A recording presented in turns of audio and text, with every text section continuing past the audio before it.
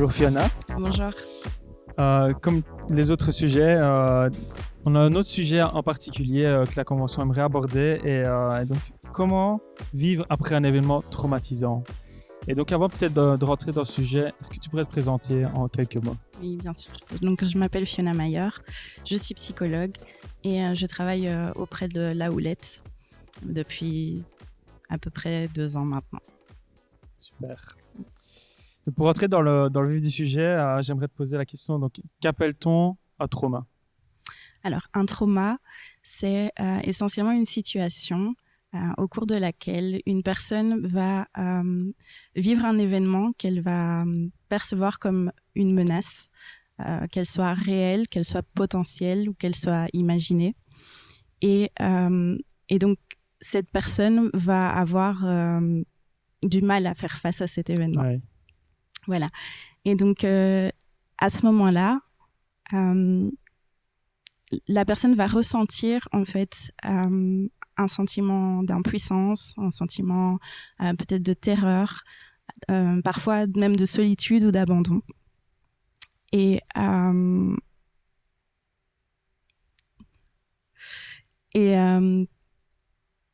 fait, à ce même moment, la personne va véritablement percevoir qu'il est possible de mourir.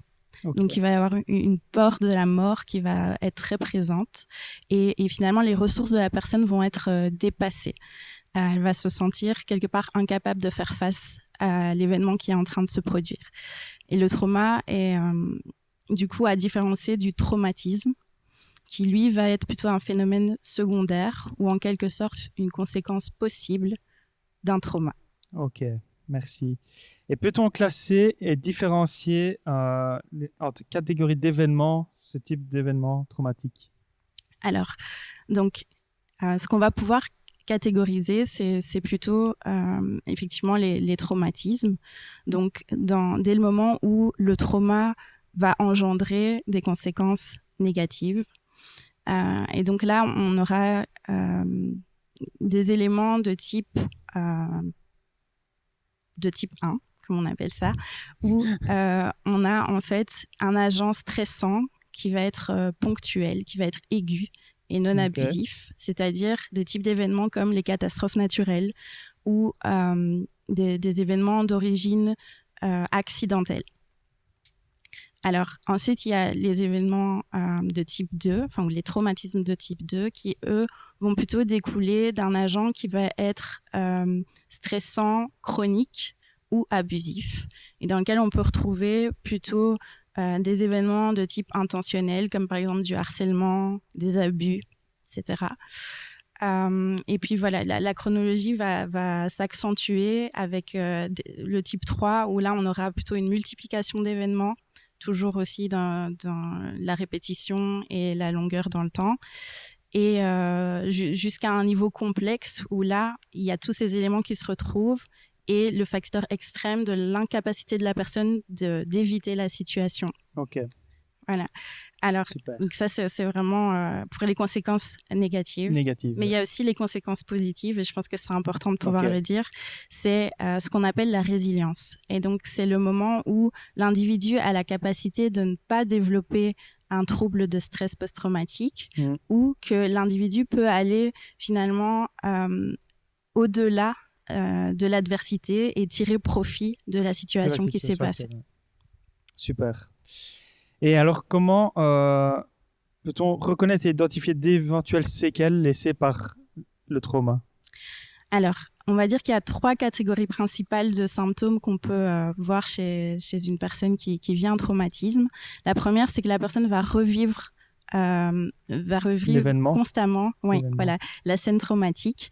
Alors, ça peut être dans ses pensées, mais ça peut être aussi au travers de cauchemars, par exemple. Ensuite, la personne va avoir tendance à éviter volontairement ou involontairement et de manière aussi systématique tout ce qui va lui rappeler le trauma. Donc, on va avoir plutôt des symptômes d'évitement ou d'engourdissement émotionnel. Et enfin, il y a tout ce qui va être du domaine de l'hypervigilance. Donc, c'est vraiment que la personne va être aux aguets, va être sur le qui-vive concernant cette situation qui n'existe plus. Donc, sachant parce qu'elle a vécu auparavant. Voilà, tout à fait. ça. Super. Donc, comment est-ce qu'on peut apporter un soutien et de l'aide aux personnes qui ont vécu des traumatismes? Alors, la première chose importante à savoir, c'est que c'est important de ne pas fuir ce qui s'est passé. Parce que la première tendance qui va avoir une sensation d'apaisement au départ, c'est d'éviter de réfléchir à ce qui s'est passé. Et pourtant, finalement, le fait d'agir de cette manière va empêcher la diminution de l'intensité des pensées. Donc, idéalement, c'est de pouvoir trouver des personnes de confiance à qui en parler.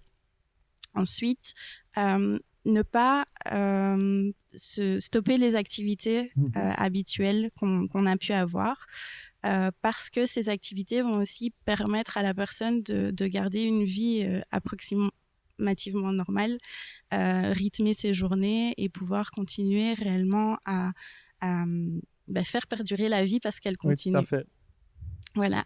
Alors, une chose aussi qu'on peut creuser, c'est le fait d'essayer de comprendre en fait ce qui est en train de se passer, parce que plus la personne va savoir ce à quoi elle fait face, et mieux elle pourra aider la s'en personne sortir. par conséquence. Voilà. Tout à fait. Super. Alors, si je peux aussi ajouter, c'est vraiment parce que ça, ce sont des éléments du coup qui peuvent aussi être reconnus par quelqu'un qui le vit.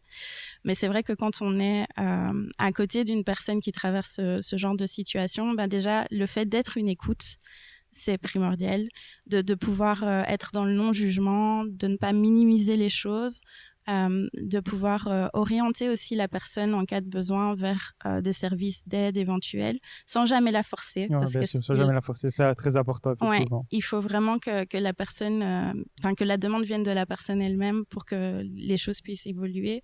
Et voilà, on soit très bien. ce que je peux dire. Et existe-t-il un délai pour dépasser les conséquences négatives d'un événement traumatique? Alors, l'intensité et la durée vont vraiment être proportionnelles à qui est la personne, quel est l'événement qu'elle a vécu, enfin, voilà, son histoire personnelle, ses caractéristiques, sa capacité à peut-être encaisser certaines choses va vraiment jouer sur la durée. Alors, on peut effectivement remarquer que certaines personnes s'en remettent spontanément entre 1 et 2 ans après l'événement. Pour les autres personnes, on peut voir aussi finalement les troubles devenir chroniques. Et donc, si je peux donner un conseil, c'est que si quelqu'un se reconnaît dans les symptômes ou dans le trouble de stress post-traumatique, si ça dure depuis plus de 6 mois, il est vivement conseillé de pouvoir consulter un professionnel. Ok. Voilà. Mais donc, il n'y a pas de durée vraiment dite, bien que ça puisse aller de quelques semaines à quelques années en fonction de la personne. Si elle est aidée, bien évidemment. En fait, le fait d'être aidé va permettre de rendre le processus plus rapide. Ok. Voilà. Merci. J'en prie. Et à qui s'adresser lorsque alors on pense subir des répercussions suite à un événement traumatisant? Vers qui se diriger? Alors, donc ce qu'il est important de faire, c'est vraiment de s'entourer. Parce que l'entourage social va vraiment aider justement à ce que les symptômes puissent diminuer dans leur intensité plus rapidement. Et donc, idéalement, c'est de se tourner soit vers des membres de famille, vers des amis, ou peut-être aussi vers des personnes fréquentées dans le cadre d'activités extrascolaires, par exemple un coach sportif, une personne de confiance comme ça, ou un responsable de jeunes, par exemple.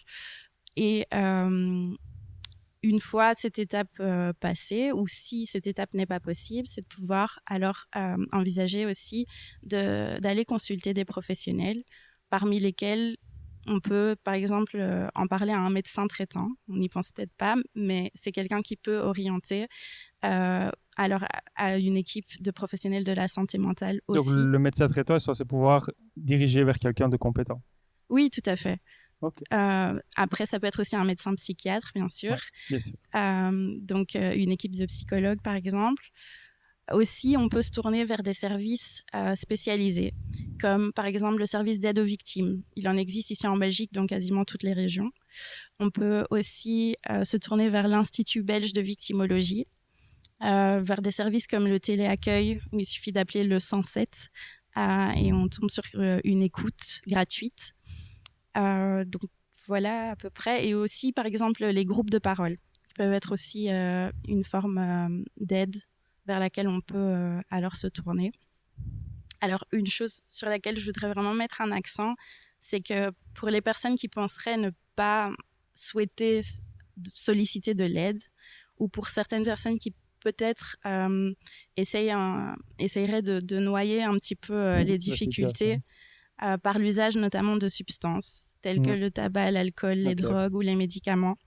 Alors, ça peut avoir un effet qui semble positif au début, mais malheureusement, ce type de substance va en fait augmenter les symptômes par la suite. Donc, c'est vraiment important de ne pas se diriger vers ce type de solution temporaire, très, très limitée. Merci pour l'explication. Ouais. Et donc, en quoi la foi peut contribuer au processus de guérison des répercussions d'un trauma? Alors, ce qui va être vraiment important, donc, tant que ce soit du fait de solliciter l'aide de professionnels ou finalement de se plonger dans la foi et la spiritualité, c'est que ça va permettre de gagner du temps sur le processus de guérison, parce que la foi va répondre finalement à tout plein d'émotions qui sont induites dans cela, à beaucoup de situations, parce que parfois on peut voir naître de la colère, parfois on a besoin de pardon dans ce chemin de guérison, et on peut faire face à tout un tas d'émotions qui peuvent vraiment nécessiter la restauration de l'âme, et là la foi va vraiment avoir sa place pour que la personne continue aussi d'avancer sur qui elle est et garde l'espérance que les choses peuvent évoluer. Ouais. Et donc, Dieu peut changer la personne complètement? Oui, bien sûr. Bien sûr. Maintenant, c'est vrai que le traumatisme nécessite aussi de pouvoir être encadré quand les choses deviennent très compliquées. OK. Et donc, la dernière question que j'aimerais bien te poser aujourd'hui, c'est est-ce que deux personnes peuvent-elles vivre une même situation et réagir différemment au trauma? Oui. Alors, comme je disais, vraiment, qui on est, l'histoire qu'on a vécue, peut-être les différents traumas auxquels on a pu faire face, parce que c'est quelque chose de courant. De nombreuses personnes ont vécu au moins un trauma dans la vie, va faire qu'on peut avoir une réaction différente. Il y a cela, il y a aussi le fait que le traumatisme peut être direct ou indirect, c'est-à-dire qu'on peut être la personne qui a subi quelque chose ou la personne qui a commis volontairement ou encore involontairement un acte qui a produit un traumatisme, mais aussi en être témoin. Je vais prendre un exemple simple, un hold-up dans une banque, la banquière par exemple qui va être agressée, la personne qui commet le hold-up et qui peut-être son but premier est d'avoir de l'argent mais n'a pas l'habitude d'agresser quelqu'un et ne se remet pas d'avoir agressé quelqu'un, et soit un autre employé de banque ou une personne qui était dans la banque à ce moment-là qui a vu la scène se passer. Donc tout ça peut avoir des répercussions. De la même manière, un employé de la banque qui n'était pas présent peut revenir le lendemain, apprendre ce qui s'est passé et lui avoir un traumatisme indirect, dans le sens où il va avoir une peur que les choses se reproduisent, etc. Et cette idée finalement que son intégrité peut être mise en danger par rapport à ce type d'événement-là. Ça peut se reproduire au final. Voilà. Et donc, de la même manière, toutes ces personnes vont, vis-à-vis du même événement, vivre les choses de façon très différente. Voilà. Super, merci beaucoup. Je t'en prie. Merci d'être venu en tout cas, c'était un plaisir de parler de ce sujet. Donc, qu'est-ce que sont les traumas? Merci en tout cas. Avec plaisir.